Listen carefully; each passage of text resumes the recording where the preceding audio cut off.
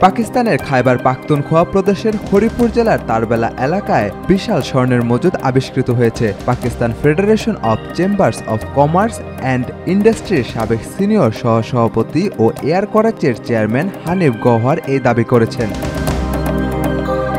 পাকিস্তানি গণমাধ্যম the express Tribune জানায়, সোমবার করাচি প্রেস ক্লাবে এক আলোচনা সভায় তিনি এ তথ্য জানান। হানিফ গওহর বলেন, আবিষ্কৃত স্বর্ণ ভাণ্ডারের মূল্য প্রায় $636 বিলিয়ন, যা দিয়ে পাকিস্তানের সব বিদেশি ঋণ পরিশোধ করা সম্ভব।